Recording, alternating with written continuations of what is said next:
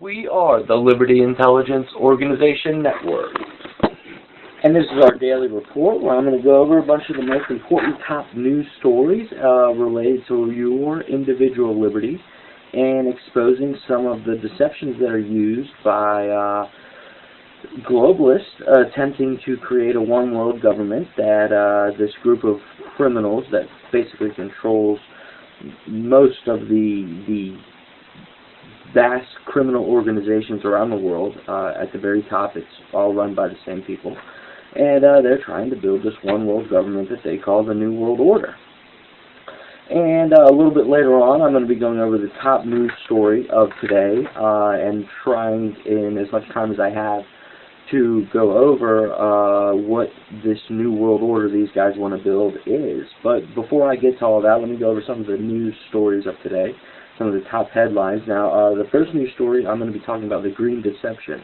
Now, when I talk about the green deception, I'm talking about this fake environmental movement that consists of climate change and global warming proponents who all claim that in order to stop this stuff, we need more government regulations and more government taxation and more control over our individual lives. Now, this is a little bit of good news as far as the green deception goes, because a MIT professor who was a proponent, although he still doesn't dismiss man-made global warming, he does admit that the green movement is making outrageous claims about climate change that are totally made up, that, he's not dismissing that there isn't man-made global warming. But what he's saying is what these political people are claiming is totally false. It's discrediting their whole movement. So this guy's name is Richard Lindzen, and he's an MIT professor. And he was speaking in regards to a new Massachusetts proposal for a $50 million climate change proposal. He was basically speaking about that, and he said that it's absurd that every weather event is being blamed on global warming or climate change as an excuse for politicians to create more taxes and all this other stuff. Actual quote from Lindzen is, and I might be pronouncing his last name wrong, but that's how it's spelled, Lindzen. A quote from him, he says, "Global warming, climate change, all of these things are just a dream come true for politicians. The opportunities for taxation, for policies, for control, for crony capitalism are just immense. You can see their eyes bulge." And sometimes when you see some of these politicians talk about such things, you can literally see their eyes bulge. But yeah, he even talked about crony capitalism, which is the main point of all of this. They're basically using this to tax companies and corporations that aren't owned by globalists out of business. They create taxes, they create rules, they create regulations, they create new equipment, and then they give exemptions to their friends in the name of this global warming thing. So while they're shutting down the small independent guy that wants to start a new clothing line or wants to make a new shoe line, he's not Nike, he's not Adidas, he's not in the globalist club. So he's got to buy all this solar power stuff or all these special equipment that it costs hundreds of thousands of dollars, and he's just a little guy trying to start up his brand new business. But the globalists can shut him down using this green deception, as I call it, this fake environmental protection stuff that is a total farce and is only used to shut down non-globalist industries. If they were really environmentalists, they'd be concerned about the radiation leaks coming out of Fukushima and the radiation plants that are leaking all over the world right now, and the sea life dying off from all this stuff. But no, the only thing they care about is this global warming, climate change stuff, because that's the only thing they can use to implement these policies, to make more taxes, and to shut down non-globalist owned businesses. That is the heart of the green deception. Now, switching gears a little bit, we got some World War news. This should really be classified as false flag news, but it's a little bit World War news because if it had not been exposed, it would have led to a potential world war, and that was the event that went on in Syria, the Syrian chemical weapons attack that the U.S. government said was launched by the Syrian government when in actuality all evidence has indicated that it was launched by the Syrian rebels as an excuse to get the United States to back them in a war against the Syrian government. Now, I don't really care about the Syrian government, definitely don't care much for the Syrian rebels, because I know most of them are fighters out of Saudi Arabia and Turkey and Egypt and Libya, who are really hardcore Muslim extremists who, you know, not only believe that all Christians and Jews should be, you know, they also want to any Muslims that don't agree with their doctrine of, or their view of Islam. And their view of Islam is extremely radical and, you know, absolutely tyrannical. And as you can maybe imagine, it's a Liberty Intelligence Organization network. We are against all forms of tyranny. That's why the first word in the name of our network is liberty. So basically, the weapons inspectors that were sent there from the UN to inspect what happened during the chemical attack, they're saying that the United States claimed that the Syrian government launched the missiles that launched the rockets that carried the chemical weapons. Those claims are very weak, because apparently these rockets can only travel 2 miles, and based off of where the chemicals exploded, the only places where they could have launched these weapons were from areas that were held by the rebels. And McClatchy reported that the locations the Obama administration said they knew where the weapons were launched from, and the locations where they claimed the weapons were launched from, the UN inspectors found that the weapons couldn't have been launched from there because the destination was too far away for the rockets to reach. It was impossible for the Obama administration's claims to be true.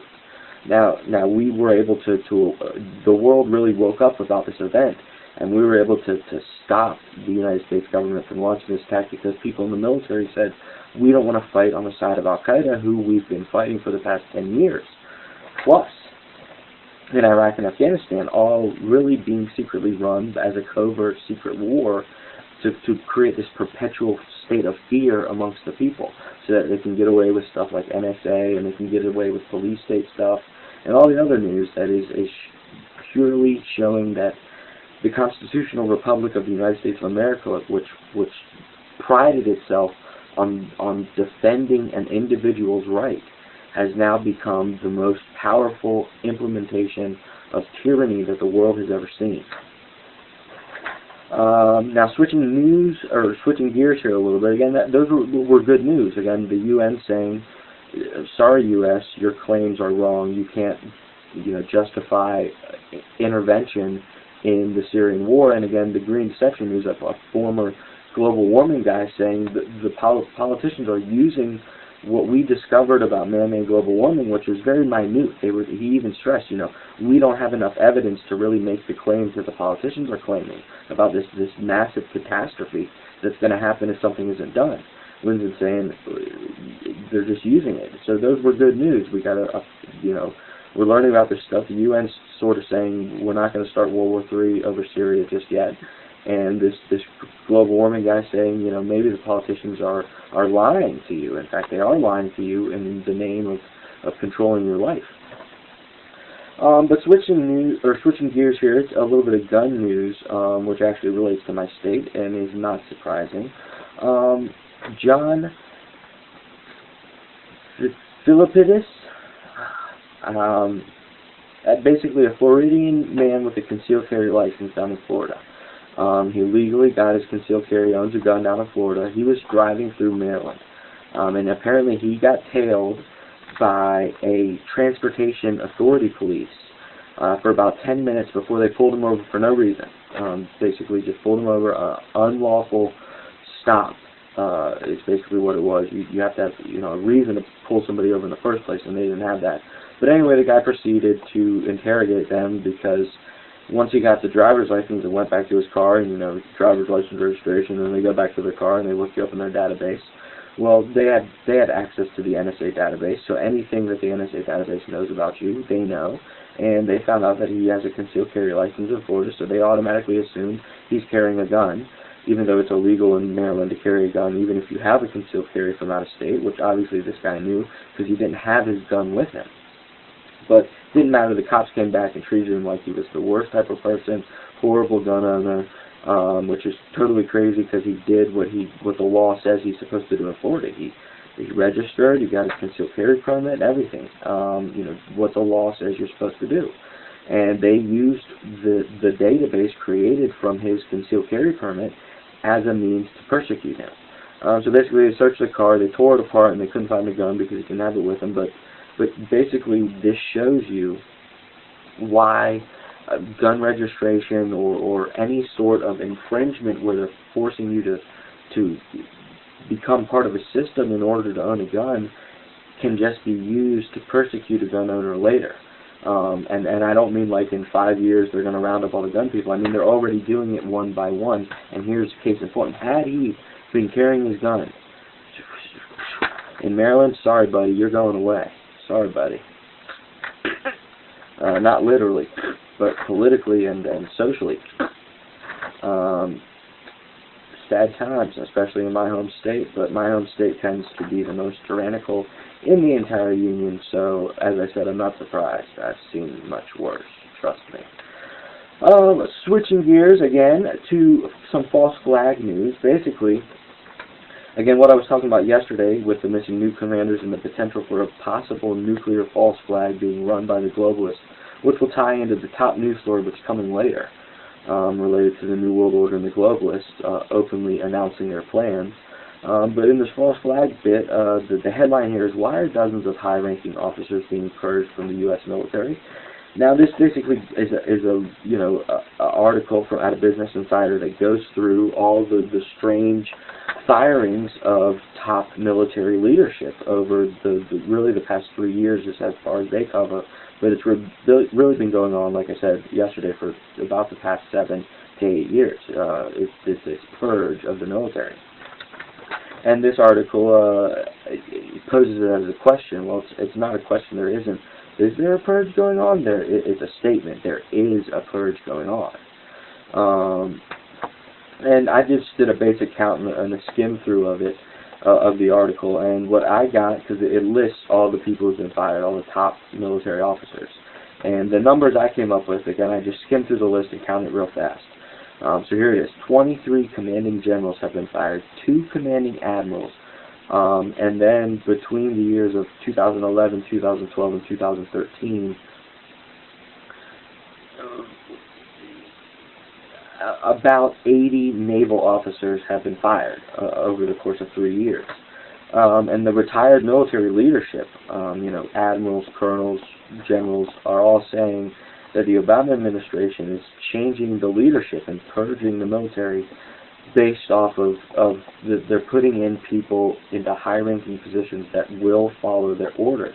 Apparently these people who have been fired see something wrong with the orders they're being given. They're probably unconstitutional. Well, there's really not a probably about it. They are being given unconstitutional training, unconstitutional orders. It's what's been going on over the past couple of years here with the bullet buildup, with the training with foreign operatives, with the training with local police, all this stuff. Unconstitutional, totally illegal, and begs the question, if a government acts illegal, does any law even exist? I mean, people really have to start looking at the government as not a protector and defender of our lives and liberty, but as just another criminal gang out there, except this gang has more power than any other gang, and there's no police to stop them.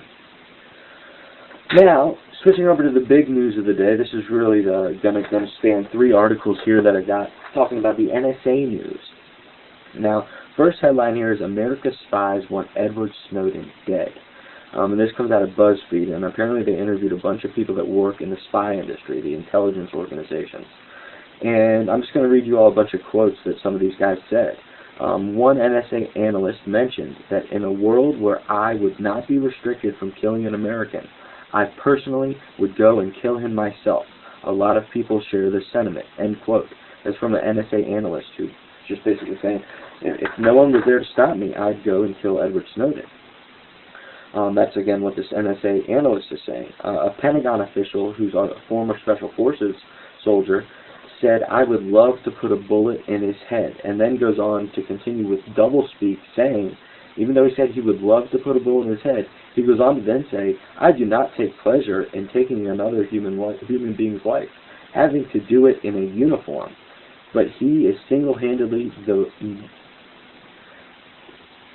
the greatest traitor in American history. So I couldn't read my handwriting there. But he basically says he would love to put a bullet in his head. It would bring him love, pleasure, and then he goes on to say, but it wouldn't give me pleasure to kill a human being. and then he calls him the worst traitor in American history. If anything, Edward Snowden is an American hero, exposing that there is an illegal form of government taking control of our country and using the apparatus of technocracy that's been created to monitor every single living thing.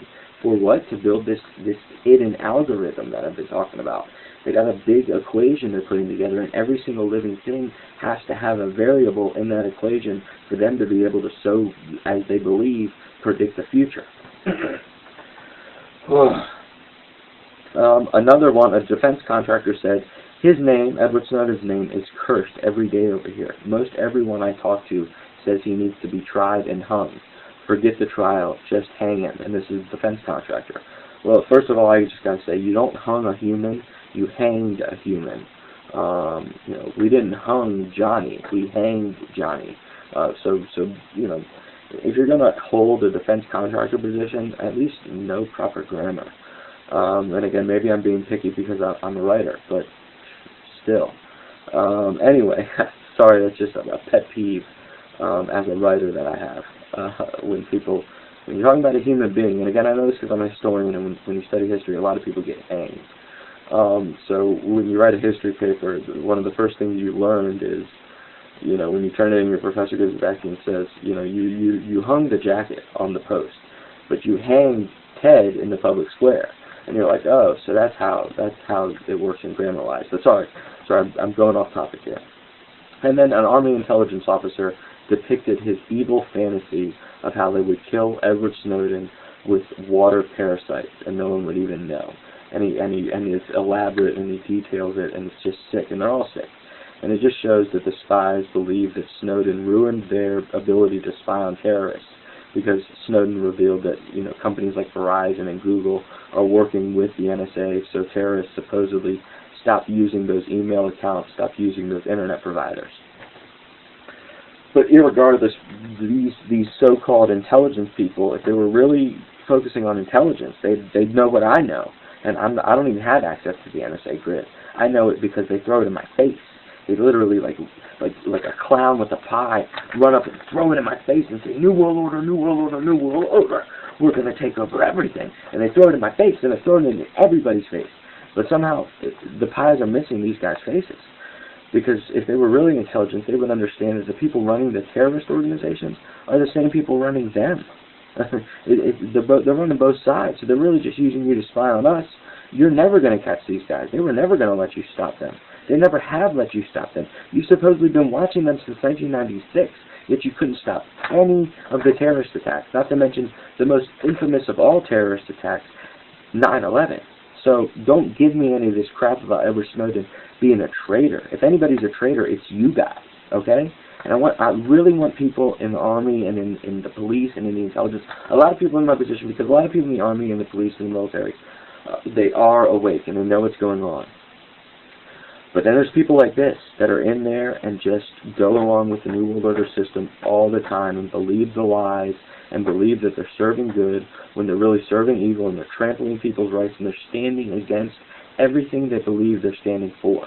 And because they're that idiotic and unable to see reality in front of their face, I have no sympathy for police and intelligence officers and military officials who do not see the wickedness that their organizations are being implemented for. They're ruining your names. Whether you believe you're good or not, humanity and history will see you as the villain. Now is the time for you to decide. So that's just a little message there. Continue with NSA news. Obama, in a big speech today, justified NSA spying and actually related it to Paul Revere. He said Paul Revere did it first. The actual quote is, "At the dawn of our republic, a small secret surveillance committee born out of the Sons of Liberty was established in Boston. The group's members included Paul Revere, and at night they would patrol the streets, reporting back any signs that the British were preparing raids against America's early patriots." He also claimed that the spy network is historically what protects our freedoms, and he arrogantly insisted that we should be thankful for the spy network, for the spy grid. First of all, I'm running out of time. Second of all, the NSA it's nothing like Paul Revere. Paul Revere was spying on British movements, because when the nation was first founded, there was still a lot of British loyalists amongst the very new Republic of the United States of America.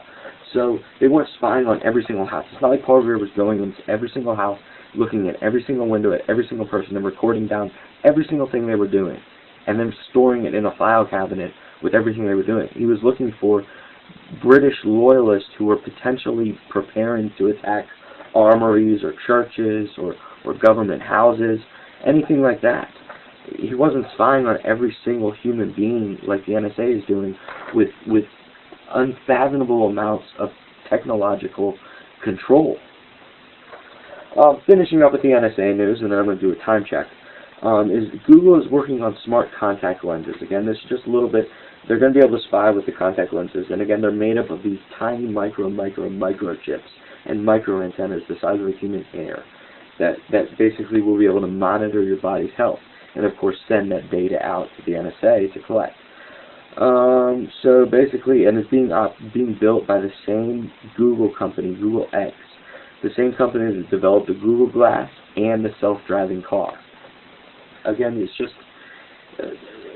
it's just crazy. So let me do a time check real quick, because I want to get to the big story of the day.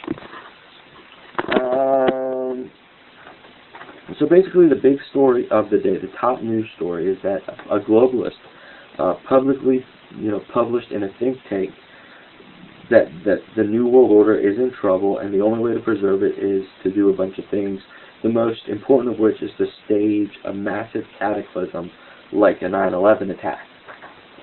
Now the headline is, Think Tank, Extraordinary Crisis Needed to Preserve the New World Order. Now Harlan K. Ullman, who was the author of the shock and awe doctrine that was used against the Soviet Union during the years of communism, and he is currently the chairman of the Ullman Group, which advises government leaders. Now, I always mention that globalists like Ullman, like Henry Kissinger, like Zbigniew Brzezinski, like all these guys, they're always members of these groups, these chairman groups, and these groups that advise government leaders. So, really, in essence, they know all the bureaucratic leaders, the people who aren't elected. Bureaucracies continue no matter who the president is in the Oval Office. Globalists like Ullman, who are part of these groups, they know all the bureaucratic leaders. So regardless of who the president is, they know the leadership in the bureaucracy all the time. And unlike presidents, we're unable to elect these people. So guys like Ullman and Kissinger, they're always in power because they advise world leaders all over the place. Not just presidents, they advise world leaders globally. They're more like managers of regions within the New World Order. And really, that's the way people have to start seeing the world. Your country doesn't exist anymore. You're part of a 10-kingdom control grid. And guys like Ullman and Henry Kissinger are managers of different regions or different aspects of that control grid. But basically, he was writing for the Atlantic Council, which is a think tank. And he stressed that the New World Order could be derailed by non-state actors. Now, when he describes as non-state actors, it's guys like Ed Snowden, guys like Bradley or Chelsea Manning, and leakers like Assange and guys that expose whistleblowers within the government, guys that the state doesn't control, because sometimes the state puts out fake information, fake intelligence from fake whistleblowers, and they're saying non-state actors are a threat to the New World Order, and he literally says in his proposal, New World Order. Like, he's not hiding what he thinks the New World Order is. And his view of the New World Order is a technocratic, transhumanist world ruled by a technocratic elite. It's a neo-feudalism where we're all cyborgs, those of us they decide not to terminate. And they're the super cyborgs that controls us as, drones. They're the robot master, and we're the drones that the robot master central computer controls.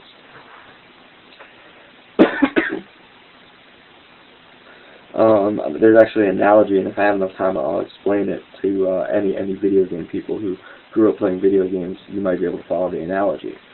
But basically, he implicated all this stuff, and he said that the New World Order, if they're not going to be derailed, and he said it's the information revolution. Everybody's waking up to the New World Order, because the non-state actors And then he says the empowered individuals. He says the biggest threats to the New World Order are the non-state actors and empowered individuals. Now, I mentioned long ago when I first started this that my objective is to not only inform you of the news, but to empower you with knowledge. As an individual, I want you to be empowered. The way I've become, the way you understand the world better, be able to make better choices and better decisions about everything, every decision in your life. So I want you to be empowered. Now he's saying you're the enemy if you're smart and independent. And if you want to help other people attain intelligence and independence, you're a bad guy in this globalist view. And so he implicated there that the enemies, and they're causing the world to wake up. And just like all the other globalists, he says there needs to be a new 9/11 if we're to get people to start following the New World Order again. And again, that's because for a long time people were asleep and had no idea this was going on, but now people are waking up super fast. And it really shows that the New World Order and the globalists are desperate because they realize that if they don't take full control very shortly, they're going to lose the opportunity, and not even they know what's going to happen if people really start uprising against them. And again, I don't even know what's really going to happen when people start really uprising against them. I'm not encouraging people to do it because that would sort of play into their hands, but if it happens out of their control, like if they can't stage a big event and control the situation, who knows what's going to happen? It's probably going to be even worse. It's probably going to be really bad. It's going to be really bad no matter what. It's too late to really stop something really bad from happening.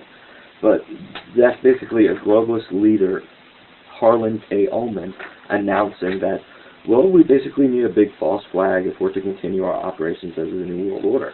Let me do one quick time check. So I got time. I just want to use this a little analogy for what they believe the future is going to be. I grew up playing video games. Again, a lot of people might say, oh, you're a video game head, blah, blah, blah. Yeah, I just play video games every now and then, to pass some time when I'm not reading news, or I'm not working on artwork, or I'm not writing a novel, which are the things that I mainly do. But if I'm really tired after a day of work and, I've got an hour before I got to go to sleep, I might throw a video game in and play, for 30 minutes, 45 minutes, or whatever. But I grew up as a kid playing a lot of the old video games on, like, Nintendo and, just the little pixely graphics, really, really basic storylines, and you just fight through a level or whatever. But one of them was Mega Man. And the globalists want to create sort of this transhumanist world where there's, like, cyborg robot humans that live amongst us. Now, in the Mega Man storyline, Dr. Wily has built his robots that he's using to take over the world. And what makes Dr. Wily's robots so unique is they're robot masters. They're able to control all other robots around them, except for Mega Man, because Mega Man himself is like a robot master, except that he's called a super fighting robot, and he's built to stop these robot masters from taking over all the robotics in the world. That's basically the gist of the Mega Man storyline, and that's sort of what the globalists envision. They want to have a world where they're all robot masters, and they control all the other robots around their territory. And again, the only thing that could stop them if they're able to attain such a thing is a super fighting robot like Mega Man. So, and again, I think it's because in the 80s when pop culture people were designing storylines of video games, I see it a lot in Transformers, Ninja Turtles, a lot of the old 1980s, early 1990s stuff. I really think there were some people in executive power at that time who were saying, maybe this New World Order is a bad idea, maybe we should try to warn the younger generations. So I got bombarded with a little bit of liberty propaganda mixed in with New World Order propaganda growing up. So some of my early childhood stuff like Super Mario Brothers, again, I have an analogy for Super Mario Brothers related to the economy. I'm not going to give it now, but I might give it in the future. But all this sort of stuff, we've been geared and directed towards having the knowledge to resist the New World Order, or at least to recognize it. Whether or not you decide to go with it or to stand against it is up to you.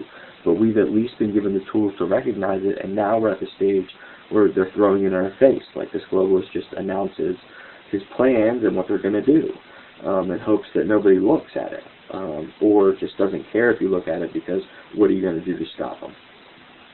So that about does it for the news today. Again, it was Friday, January 17th, 2014. This is the Liberty Intelligence Organization Network Daily Report, and I was your host, Ricky Phillips. I hope you enjoyed the show, and as always, stay safe, stay strong, stay free, and stay informed.